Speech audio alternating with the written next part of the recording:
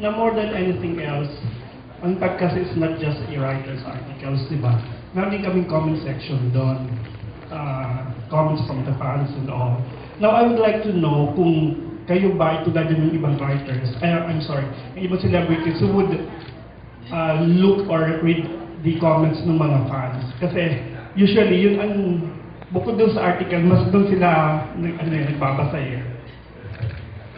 Ang tanong ko is, nagbabasa din ba kayo ng comments? How do you take all the comments? Whether the good and the bad? So, anong reaction nyo? Sa akin, binabasa ko talaga dito, Glenn, yung mga comments. Para lang tinitingnan ko as constructive criticism. Tapos, yung, siyempre magandang makabasa ng good. Pero, kung makakabasa ka ng bad, it's also good to have it. Para lang, kumbaga, yun ang kumbaga, magpapalakas din sa'yo, mas ready ka next time. Yes. Binabasa ko talaga siya. Ako depende sa oras. Hindi most of the time aaminin ko na nagbabasa talaga ako.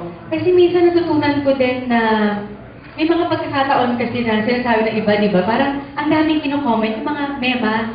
So, minsan, kung hindi rin lang makakatulong sa pagkatao ko at sa ginagawa ko sa araw-araw, huwag na lang. Di ba?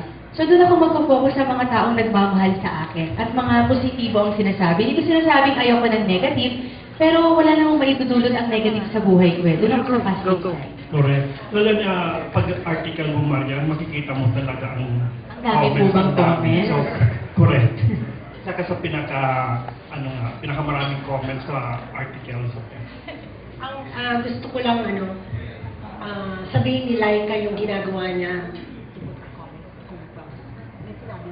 Nagbabasa din si Laika? Hindi po.